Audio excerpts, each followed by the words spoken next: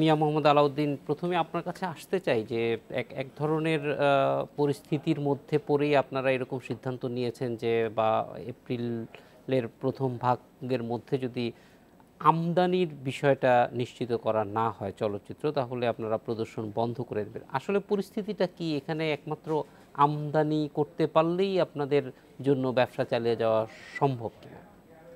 এটা অবশ্য আপনার কথাটার সাথে পুরোপুরি একমত না।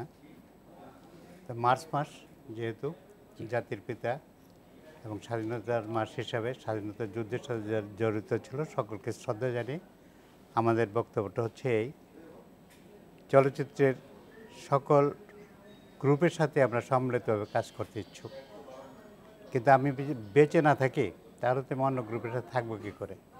আমাকে বাঁচার জন্যে এখন ছবি দরকার। সেই ছবি আমদানি হোক, আমার ঘরে তৈরি হোক, আমরা ঘরের ছবি তৈরি করার জন্য আমরা পক্ষপাতী, এবং সেই ঘরের ছবি আসলে আমাদের জন্য সবচেয়ে ভালো, সুবিধাজনক। আর বাইরের ছবিতে আমাদের আপৎকালীন সময় ডাক্তার ইঞ্জেকশন দেয়, কোরামিন দেয়, কখন দেয়?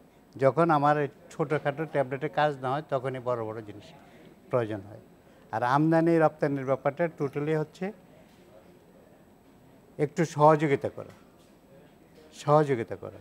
আর সবচেয়ে বড় কথা হচ্ছে প্রত্যেকটা সিনেমা হলের লাইসেন্সের পিছনে একটা নিয়ম আছে, যে আপনার সেই নিয়মটা হচ্ছে আমাকে 85 সপ্তাহ পর্যায়ে 85 ভাগ আমাকে দেশের ছবি চালাতে হবে, আর বাকিটা বিদেশি ছবি। বিদেশি ছবি যদি আমদানি না হয় আমি চালাবো কোত্থেকে? অতএব এটা সহায়ক শক্তি। ফলে আপনাদের দাবিটা কি এই 15 ভাগ যাতে না না, 15 ভাগের প্রশ্ন না, আমরা কন্টেন্ট চাই, ছবি চাই।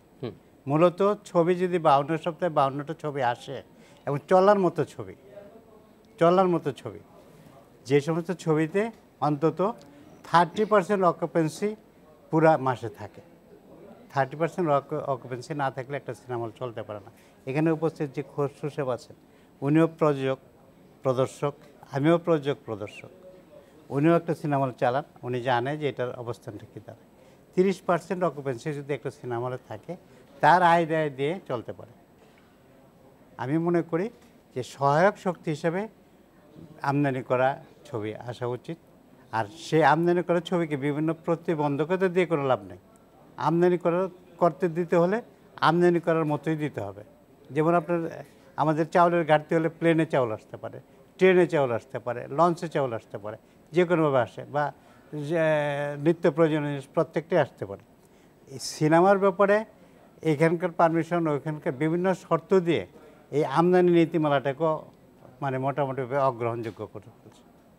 যেটা আমাদের বক্তব্যটা হচ্ছে, আমরা তো এতদিন চালাচ্ছি, এখনও চলছে, এখনও তো আমাদের দেশীয় ছবি চলতেছে, হয়তো বিক্রিটা আগের মতো হচ্ছে না, বা আমরা মান মতো ছবি পাচ্ছি না, জনপ্রিয় ছবি পাচ্ছি না।